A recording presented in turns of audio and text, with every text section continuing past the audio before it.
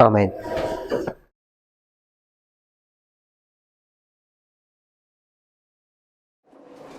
So at the end of the last class, kind of interrupted Brother Rogers a bit. So I want to get him to pick up the story that he was speaking about.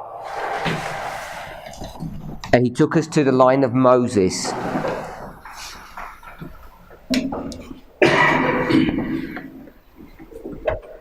So as I was saying, if you look at that line, it will help us to understand when we come to literate history, whose fault was it that they made the mistake? Was it God's or their fault? So we see Moses raised up to do our work, but he doesn't have a complete understanding of the work that he's supposed to do, on how he's supposed to accomplish it. We see him killing an Egyptian, which in a state that God takes him to the wilderness for 40 years to do a re-education to him. When he comes out of that place now, he has a correct understanding of his work. So in this line of Moses, you can see two portions to the work that he's supposed to do. The first part, when he doesn't have a full understanding of what he's supposed to do. The second part, when now God has re-educated him, and he has a full import of what he's supposed to do. When you come to the line of Christ, I want to take Christ and the disciples. The disciples are with Christ, but they have a misunderstanding of the kind of kingdom he's to set up. For 3 years, he's trying very hard to educate them, but based on how they were brought up from the Jewish church, they really don't fully understand the kind of kingdom he's supposed to set up for the 3.5 years they are with him. So until we come to the cross of disappointment is going to take them through an education process. And now in the second part of it, they have an understanding of what Christ's mission and purpose and role was in these 3.5 years. So you can see that in the first portion, they do not have an understanding, but in the second, through some event, God is going to educate them on his mission when he came to earth. So taking these two lines, they will help explain the history that we have to see this pattern where in the first bit of their history, they don't fully understand what their mission and role is. But God is going to bring an event that will intervene, that will take them through a re-education process, and that event will mark us the spring disappointment, that helps them now have a comprehension of what the message that they're supposed to give concerning the calculation of the prophetic periods. So based on those 3 lines, then based on what you explained, I'm willing now to see that when you come to the time of the end, when that message is opened up, let's get the increase of knowledge. Because of this long period of darkness, it's impossible that God brings them and opens everything at once to them. He has to systematically take them through the education process. So then I'm beginning to see that partly it's not possible for them to comprehend everything at that increase of knowledge. So, even though I asked the question just from that basic Spirit Prophecy quote about apportioning blame to people, whether it's God or the Millerites, I want us to see that this combination of the human and the divine is not as straightforward as we might make it appear. I want to read something. This is from Froome's work. So the coding is PFF4. Prophetic Faith of Our Fathers, Volume 4. PFF4, beginning page 461.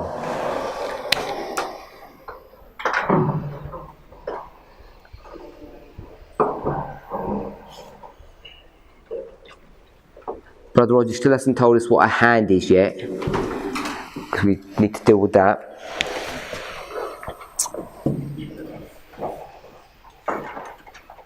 PFF 461. Hopefully we're all there. Paragraph 3. For 2 years, from 16 to 18, the Bible became Miller's constant study and meditation. He felt that God was a being that he could trust. But how could he know God except through the Bible? To find him and his will and plan for man thenceforth became the supreme passion of his life. The Bible became his delight, a solid rock in the midst of the swirling stream of life. His unbelieving friends taunted him with being blind in his faith, just as he had done with others in the day of his own deism. He had enjoyed propounding perplexing questions to Christians and triumphing over their discomfiture. Now he must receive the same and meet the issue. "Give me time," he calmly answered, "and I will harmonize these apparent contradictions."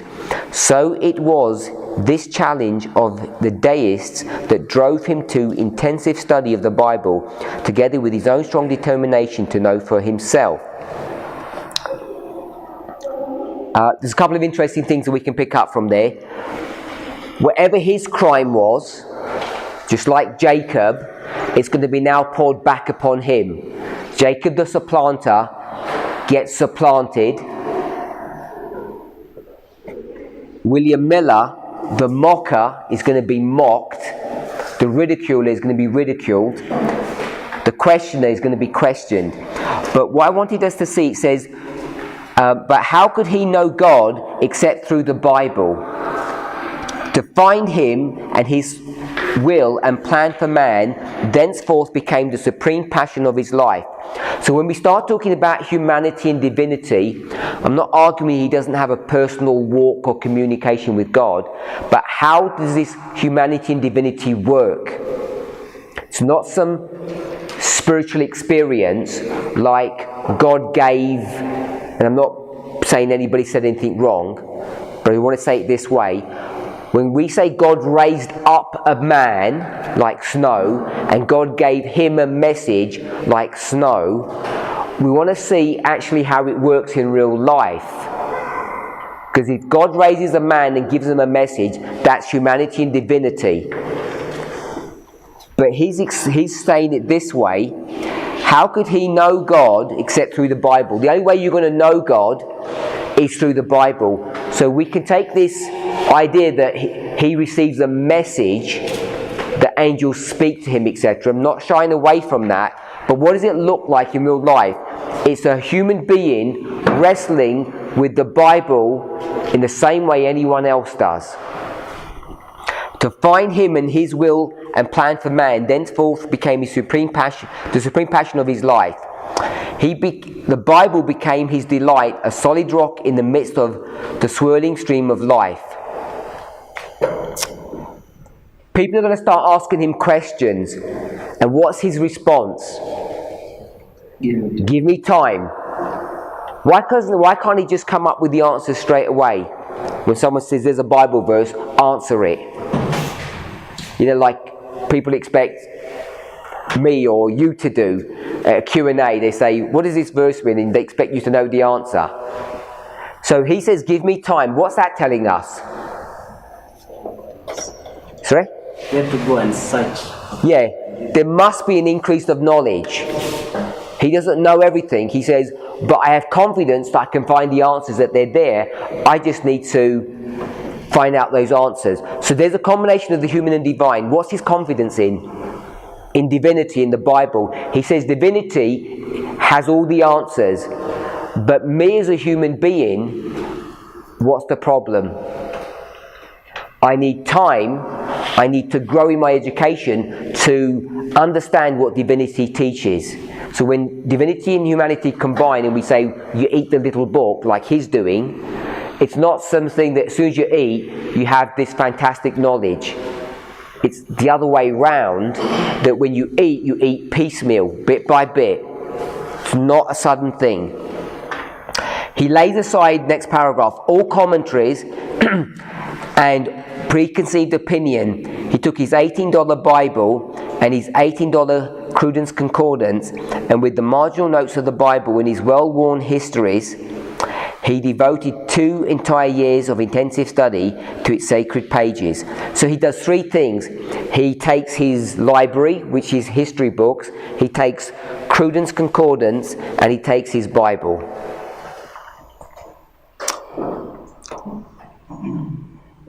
Next paragraph. Section 4, conclusions reached as a result of his study. The prophecies especially fascinated him and convinced him of the inspired origin of the Bible. Though expressed in figurative language, they were obviously fulfilled literally and historically, and he reasoned that these past fulfillments were the assurance and guarantee of the integrity of the portions obviously yet future. He became sure that the historic First Advent was soon to be matched by the glorious Second Advent of the Lord. Here, in his own statement of the conclusion he reached. So now we're going to quote, finding all the signs of the times and the present condition of the world to compare harmoniously with the prophetic descriptions of the last days, I was compelled to believe that this world had about reached the limits of the period allotted for its continuance. As I regarded the evidence, I could arrive at no other conclusion. Finally, in 1818, at the close of these 2 years of intensive studies, he came to the belief that there were a dozen points on which he was compelled to differ radically with the popular views of the day. So she's going to list, Froome's going to list out these 18 points. The temporal millennium is wrong. The return of the Jews, or the Jews being God's people, is wrong. Jesus will come back personally, correct. The kingdom of heaven will be established at his second coming, correct. The earth will perish in a deluge of fire, not water, correct. The new earth will spring out of its ashes, correct. That the righteous dead will be resurrected at the Advent, that the wicked dead will not come forth until after the millennium, that the papal little horn will be destroyed at the Advent, that we are living in the last phase of the outline of prophecy such as Daniel 2. We're living in the period of the toes and the feet. That all the prophetic periods, such as 70 weeks, 1260, and the rest, are to be computed on the day-year principle. 2300 days extended from 457 to about 1843 will bring the climax of prophecy and of human history, and that Jesus will come on or before the Jewish year 1843. His major conclusions, as stated in his own words, was this: I was thus brought in 1818 at the close of 2 years' study to the solemn conclusion that in about 25 years from that time, 1818, all the affairs of our present state would be wound up. So, the next portion is interesting. So startling were these conclusions of 1818 that Miller felt he must be wrong. No one agreed with him as far as he was aware. He was so startled by his findings that he determined to review, to restudy, and challenge each step, weighing every objection such as, no man knows the day or the hour. This was consistent with his poise and methodical makeup. Thus it was that for 4 years more, from 18 to 22, were spent in further laborious intensive study, a total of 6 years of specialized study such as few men ever put into the sheer study of the Bible. Then on September 22nd, 1822, in the prime, at the age of 40, having finished his review of the conclusions reached in 1818, and now persuaded that they were sound and true, he wrote his credo, or compendium of faith, and that's what he lists out if you go further down. So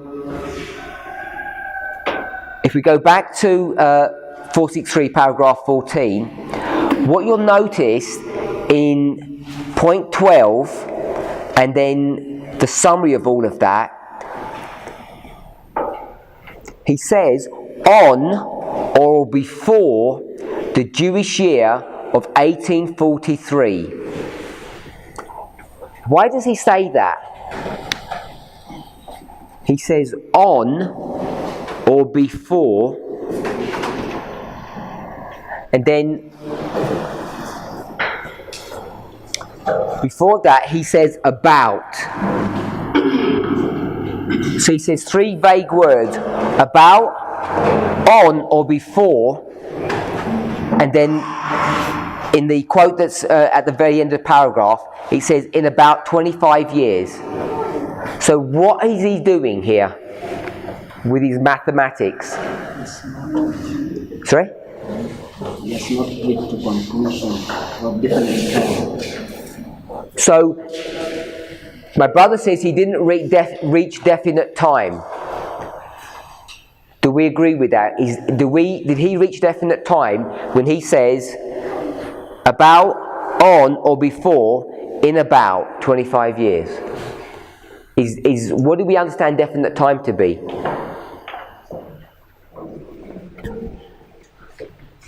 Like, if he is using the word on, he could be telling a great time, but he's not very sure. Is it going to be before or exactly that time or around that time? So, my question is, what's your definition of definite time? It's the exact time. So, if we say definite time, it has to be the exact time. Everybody agree with that? Everybody except one person? Is it Brother William, you agree with that? What's definite time mean? Coming at a specific time. So when he says about, before, maybe, that's not definite time?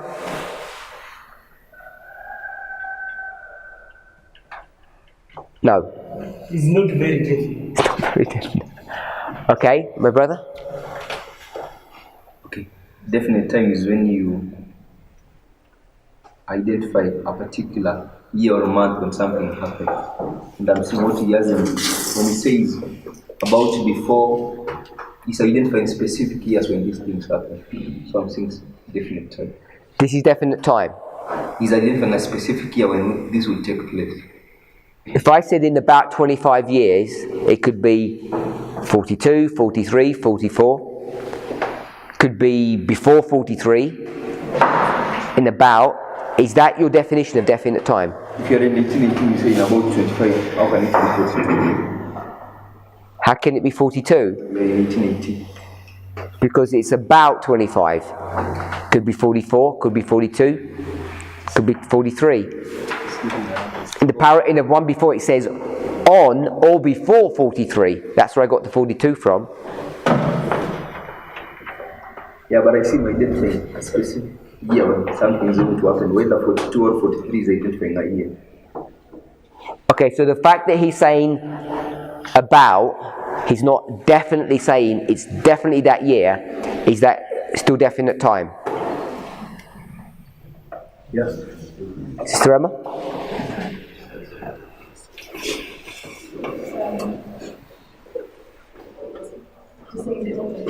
The same question I asked before, and everyone was saying yes, and you were saying no. No, they were saying no, you were saying yes. I don't know why you're saying on before. Is this because he's nervous about day and hour? I don't know. I'm asking you, is that definite time? I think when you give a year, it's a definite time. But obviously you said on before, so maybe you could argue it's not definite. Yeah, no, I don't want you to argue against yourself. I'm asking your opinion. But I think it's... You look like you were disagreeing with everyone. Yeah, I think it's definite. I was thinking it's pretty easy. It's definite because he's given a year. But he's given 3 years, or 2 years at least. So that's still definite for you. Okay, because he's in the cloud.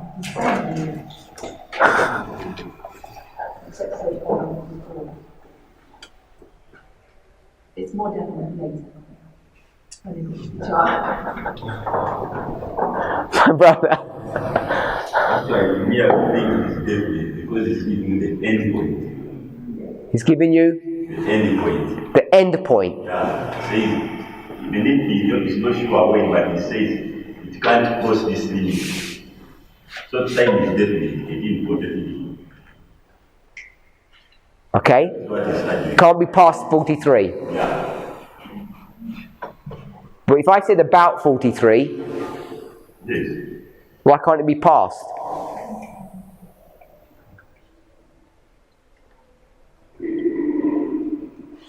Brother William.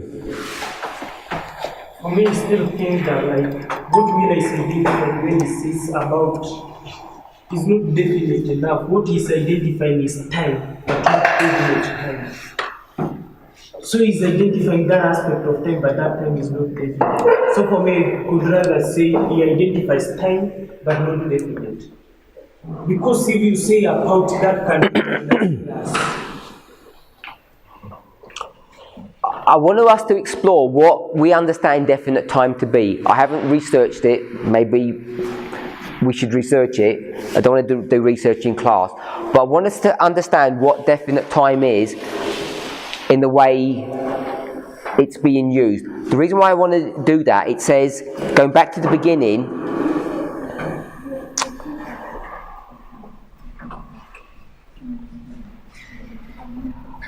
I was compelled to believe that this world had reached the limits of the period allotted to its continuance, or the limits of the time allotted to its continuance.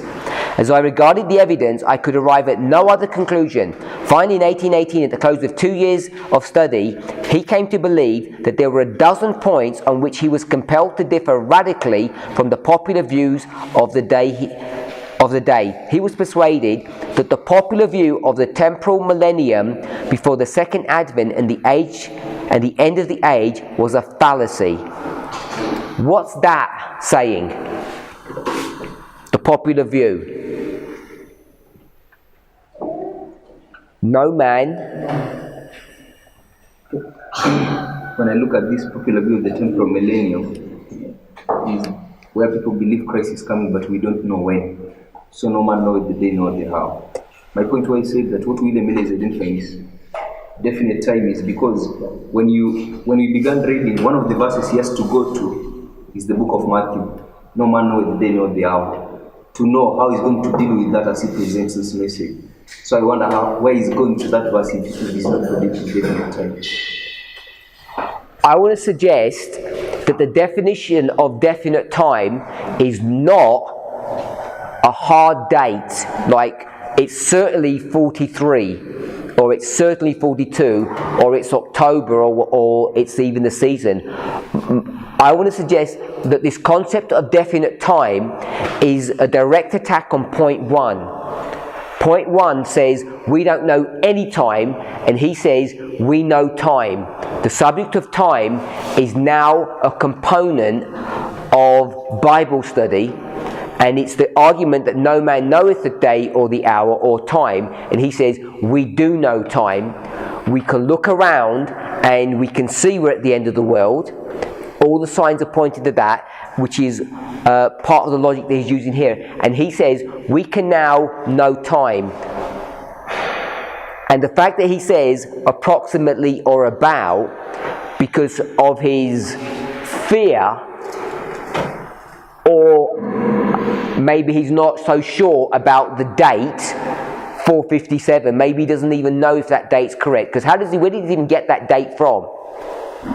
It's not in the Bible, and it's not in Cruden's Concordance. It's here from his history books. And he knows the history books are not inspired.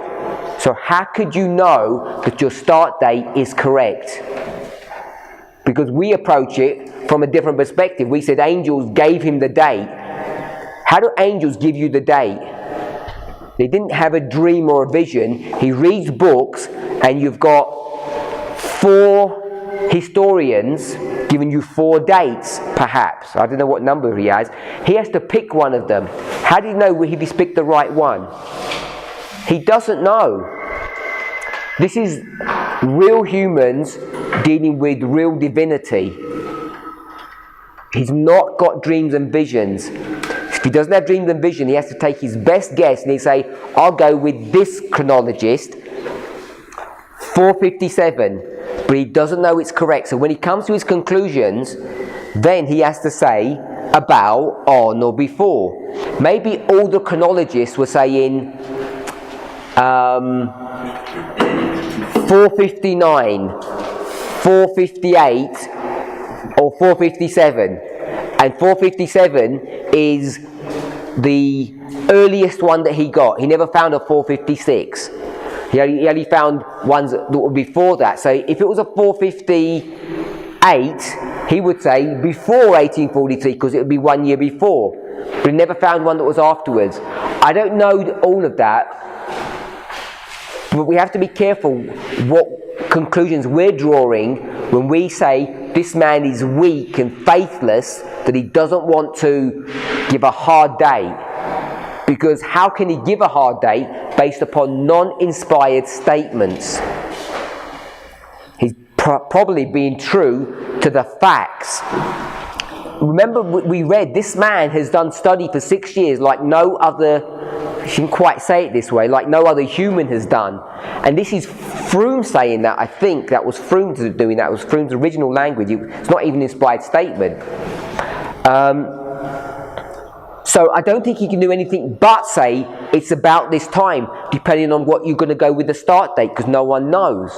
No one can be sure that it is actually 457, because it's not that straightforward to work out. So this issue of definite time, I don't think is about having a firm date and having these abouts or perhaps or befores in it. It's more about the ability to predict. Sister Emma? Yeah, I was going to say that because I just looked at the definition of definite. It says having certain limits, and he's putting limits on it. However broad that limit is, he's putting a limit on it from that first paragraph, the one you read.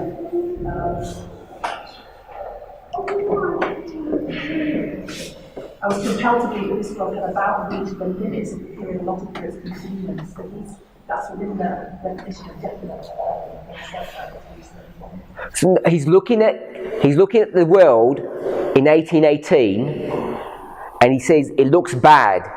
So I'm pretty sure that it can't get much worse than this, which is this 25-year. That's not where he's getting the 25 years anyway. He's just saying the world looks bad. But I think when it says definite, when it says within limit, the way I understand that is the word definite is definite. It's pinpoint accuracy. It's saying if you say it has to be this and not this, it's as it reads the word definite. I'm not trying to make a looser definition of definite, but if the year was 458, it has to be 1842. If it's 458, it has to be 1842. Is that right? I'm doing my maths right? If it's 457, it has to be 1843. He doesn't know the date. He's got various chronologists, I guess, who are giving him these differing dates. It's not that easy to work out. Plus, he's working in Gregorian time. He's got to deal with Babylonian time or Persian time. Maybe the years start and end in different history. They're out of phase with our one. We know that. So it's not that straightforward to work out all the details. So he's saying it's definitely going to be this according to my start date at 457. But I don't know if 457 is the right date. So I want us to think about definite time, not in the sense that he doesn't have a fixed date and he's faithless because he's not prepared to make a statement. So, what is indefinite time then? Indefinite time. Yeah, because for me I'm thinking like, if Miller had said that it won't be the year 1843, let's say for example, it won't be 1843, without specifying the marks that now can qualify to me to be definite. He's saying 1843, so you know between January 1853 to the fall of 1843, Christ is going to come. But now it's very indefinite because he says about. So for me that is indefinite because that gives me to a positive or negative. It may go before 1843 or after. Sister Joy? I think the issue of being definite or indefinite will be relative. Because in comparison to what the people at that time believed, this will be definite time. But when you have someone later coming up with a specific date, then I think this will now become indefinite. So I think it's relative, depending on what we're looking at. My brother? I will think there will be decrease to the definite time, because if we consider the root one, I will suggest that definite time comes from the word defined time. And if something is defined, it has to be set within certain barriers. So it can be defined in that the definition period is big or small, so it depends on the context. You said definite time. The word definite comes from defined, and defined has limits or boundaries. Okay, so let's work with that. What boundaries do we have?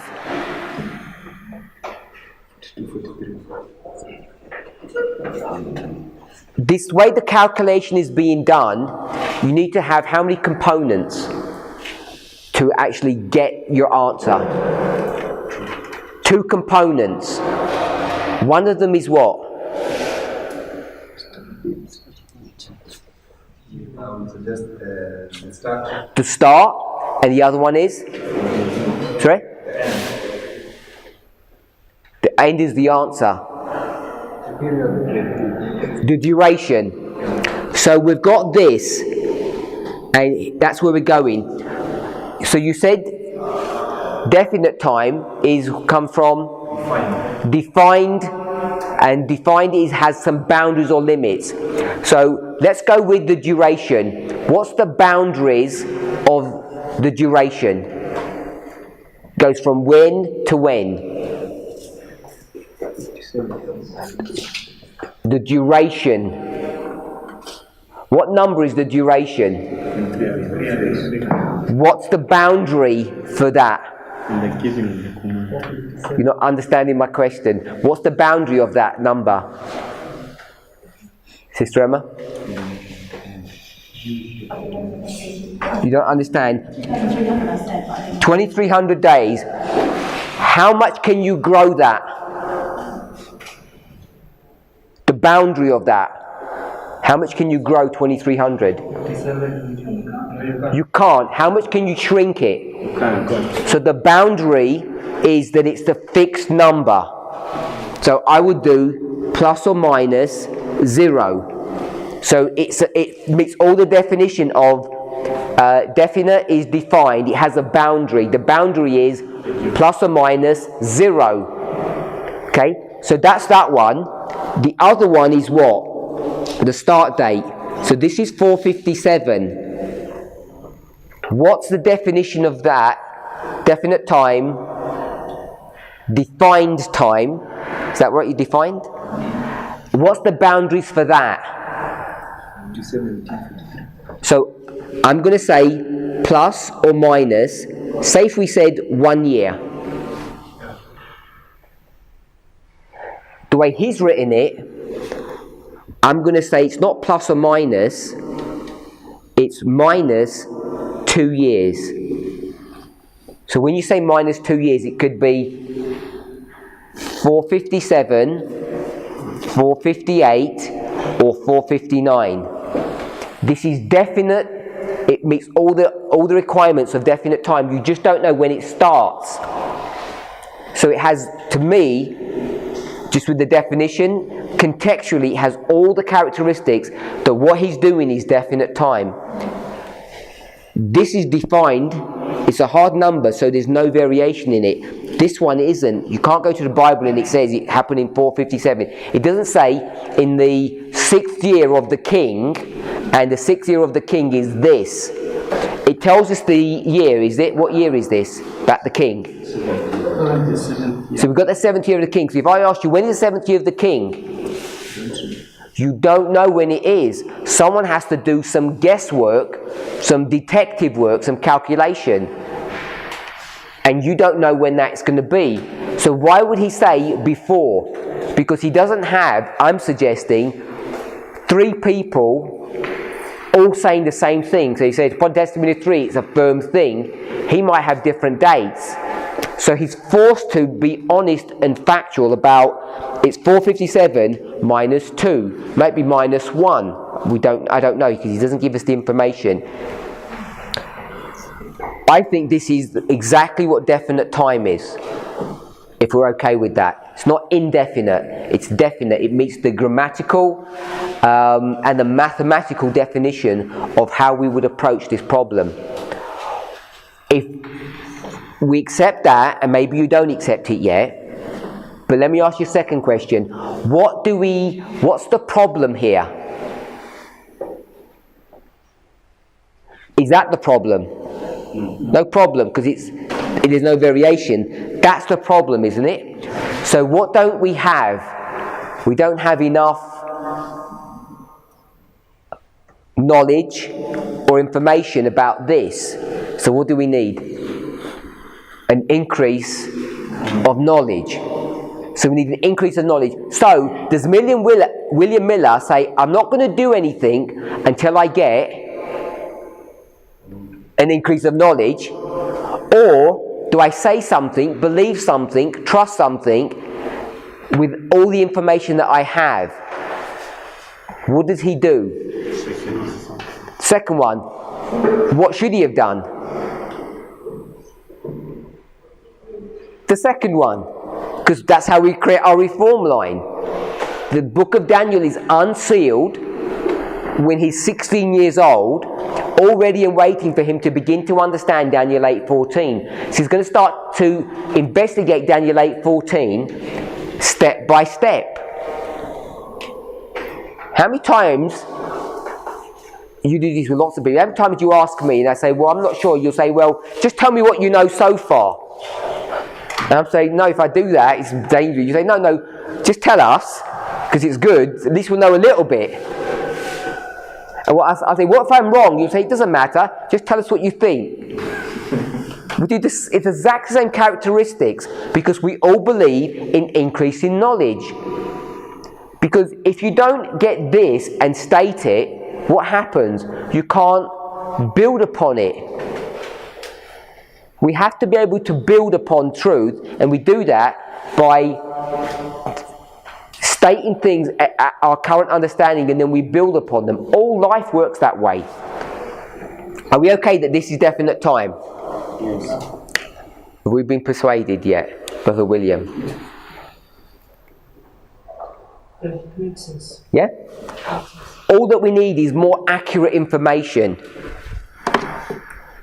Now, the problem is that from what I see, he starts saying, okay, that's all good, approximately. Then they start doing this chart. And what goes wrong now? Telling them, remove the ifs and maybe, now go on a hard date. So they remove all of this. On what basis do they remove it? On what basis are they removing all of this information? I'll ask it the same question a different way. On what basis was all this created? Sorry? Doubts on what? Fear. It was not shown the year. Fear. Someone said fear? What's William Miller afraid about? What's he scared about? Has to be accountable. No, he's not scared about anything. His problem is he doesn't know the date. He doesn't have information. If he could go to the Bible and the Bible says 457 is the 7th year of Artaxerxes, he would have just said what? Definitely. It's definite, 1843. The calculation works. It's all good. So when he does that about, and then they do this, how do they get from about to that? What changed? They have got an increase of knowledge now, they are sure it is 457. Okay, my question is, are they sure that it's 457? Are they 100% certain that it's 457? How could they ever be 100% certain that it's 457?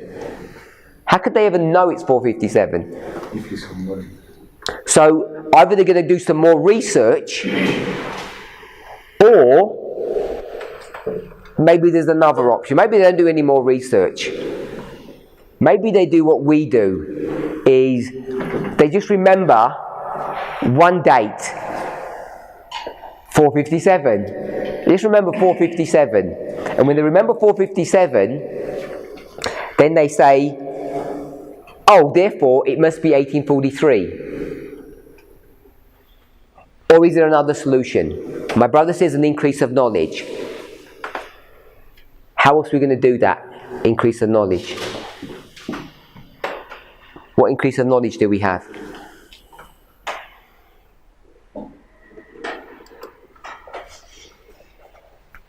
How are we going to confirm 1843? On empower the year-day principle and Okay. Sorry? It's got 2 or 3 testimonies. 2 or 3 testimonies. I was just going to say, let's use the principle of triangulation. If you get a triangle, this is one of the most stable structures that you can have. If you have a square, is a square stable? Yes or no? No. Because if you put pressure on it, what can happen? It will collapse. A triangle can never collapse when you triangulate. So, he's going to triangulate, and how does he triangulate? Sorry? With the other time. So he has 3 time prophecies with start date 677, 457, and 508. Which is the one that is the one that's going to fix this? Let me do it this way to make sort of the graphics work.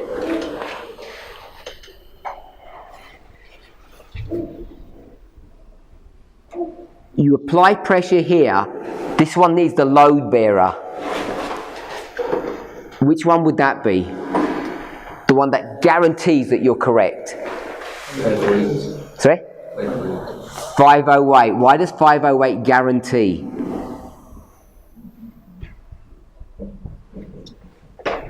Why does 508 guarantee that you're correct?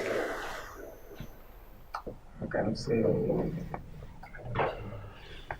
I think Miller understood about the date, so he had a clear understanding about 508. Brother Wilson? Why is 508 the one that can take all the pressure?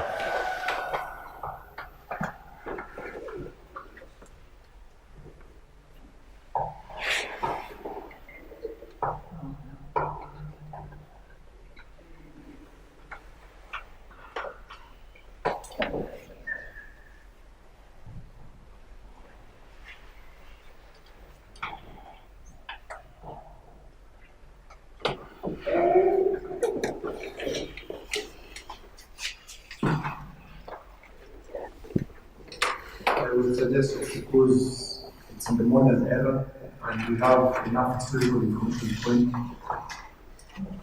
pinning down 508 and there was enough historical evidence that would suggest pinning 508 and the events that transpired in 508. Mr. Emma? Because there's 2 prophecies that start with that date. You've got 1335 and 1290, one into 1798. Okay, so it's a much more modern date, but it's still over 1,000 years away, and a connected question to this history. When we talk about the taking away of the daily, we're going to make that what? What is the taking away of the daily? Paganism, historically. The Visigoths. Some people suggest that it's also the 10th and last king who comes over onto the side of the papacy. Who would that be? Sorry? King Arthur of England. King Arthur. And King Arthur is a mystical character. No hard evidence of that.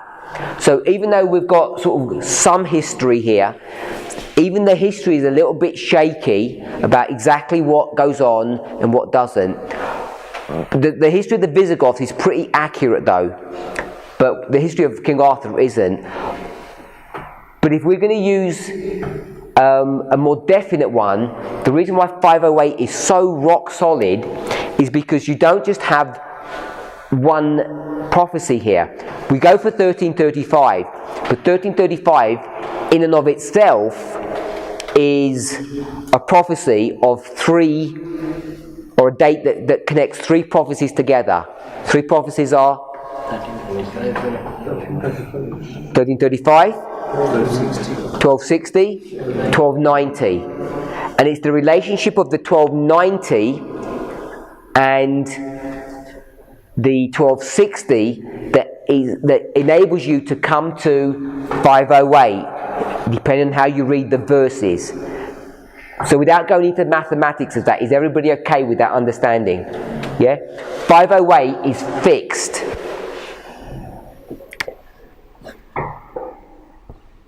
You can fix it from the history, but not just with the history. The mathematics of the prophecy will give you that. So when we come to definite time, it fulfills all the characteristics of definite time. Because 508 is well over 1,000 years. What's the most current date that you have, which is easily verifiable?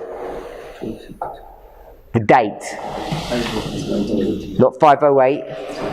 It's 1798. 1798 is modern history. This is 20 years. This is like the newspapers. Everyone knows what 1798 is. It's the end of the 1260. It's the end of the 1290. Therefore, you've got the 30 years. Therefore, you can go 538, take away 30 is 508, beginning the 1335 prophecy. It's 1798 that is really the fixed point. Are we okay with that logic? We can explain that? So 508 is firm. 508 is going to take you to where?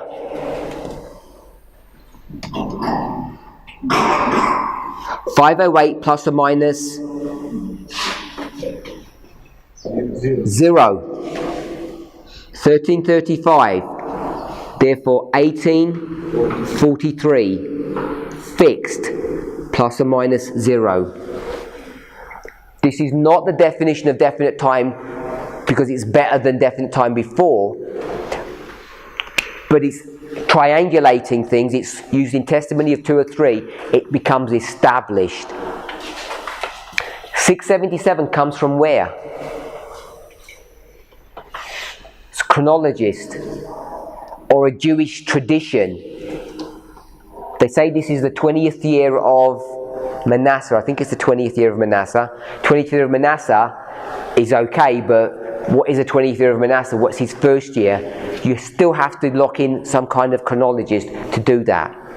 So it's 508 that's really going to lock this in. And so when they produce this chart and they triangulate, because you've got 677, 457 and 508 here, all bringing you to 43, 43, 43.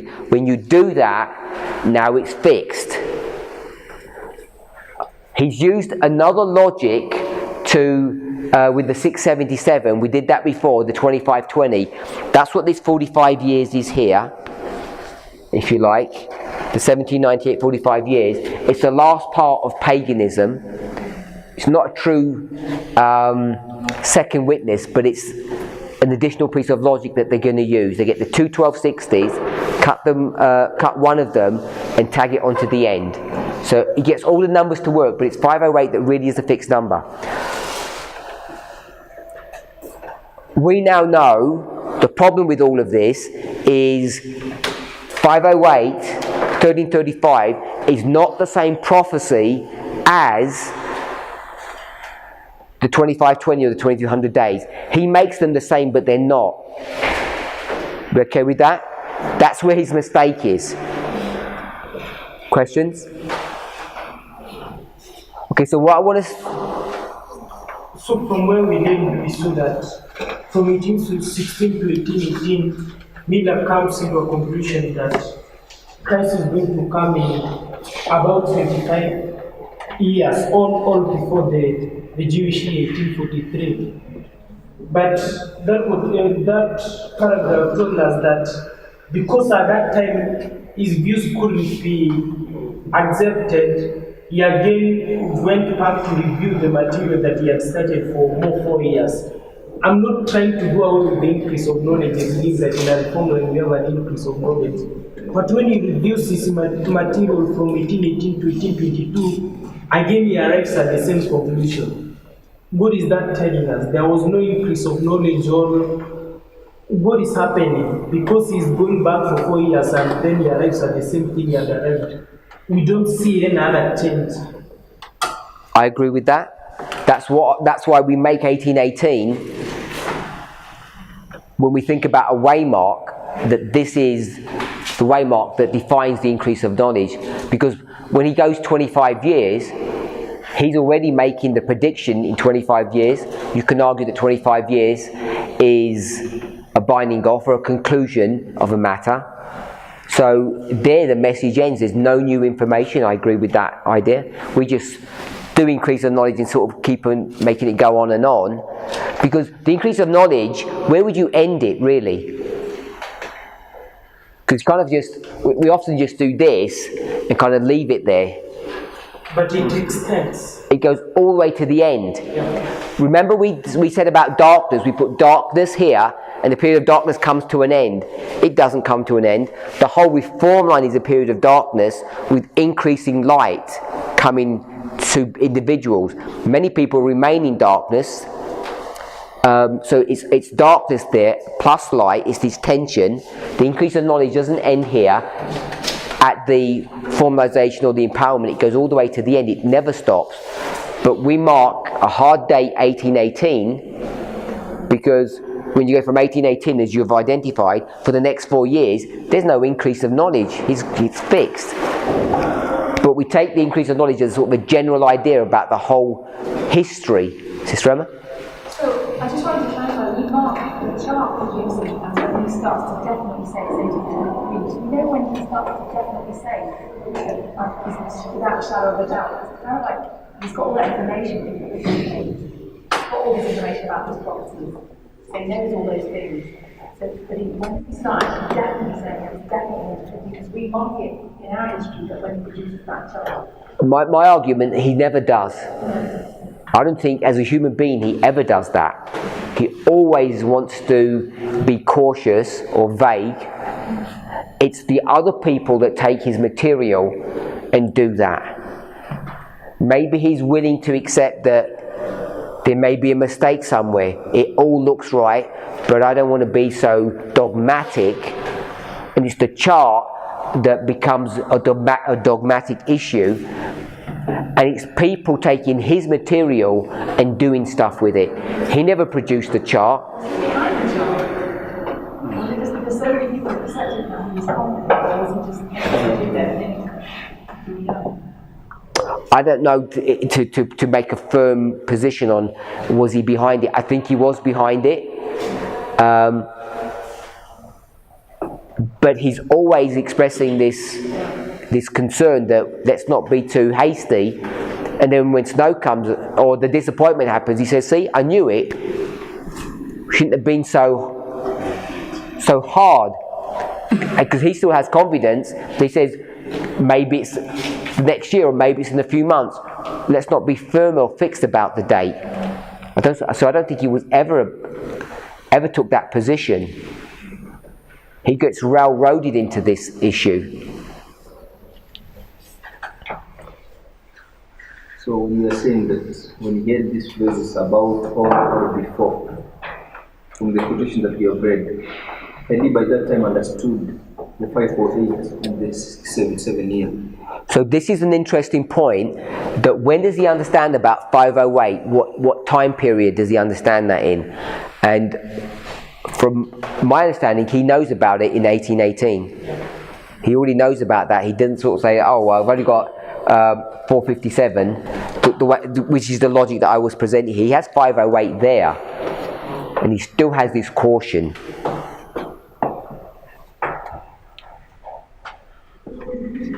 So let's just summarize. Definite time I'm saying is an argument against the millennial doctrine, which is indefinite time. Definite time doesn't mean you have to know the exact day. It doesn't mean you can't say about or approximately. Definite time is now taking prophecies, having start dates, projecting them, and coming to a conclusion to say that the end of the world, the second coming, can now be predicted using time calculations, not in the way that it's all hidden or secret. That to me is the definition of definite time. And what we're seeing as we go through this history is an increase of knowledge. It's an increase of knowledge over the whole history. We see these misconceptions at the beginning and that they get clarified at a later date. I don't believe this is an issue that God is deliberately hiding, that they can't see. It's not deliberate laziness on the part of human beings. It's a function of our inability as human beings to gather an enormous amount of information at one point, make sure that it's all correct and say, this is error-free. If we were to do that, we would never make a statement until the very end. Just like the concept of baptism. When do you get baptized? At the beginning or the end of your journey? At the beginning. How much do you really know and understand about the sinfulness of sin? But you don't know much. I mean, you know, thou shalt not steal, but most people don't have a full concept of what stealing is. And even after 5-10 years as an Adventist, you still don't know what stealing really is. We won't perhaps know until we get to heaven and then through eternity what stealing is. How Christ's life got stolen from him, got taken from him. His divinity and what it was, how he was from the very beginning of eternity, how it changed, that he now had to take bodily form. All that got stolen from him, if you want to see the full depths of stealing, perhaps. I'm not trying to make a doctrine out of it, but I'm saying that you have to make some kind of position without a full understanding of things. We all accept that, we all live that way, and that's what these reform lines teach us. Let's pray.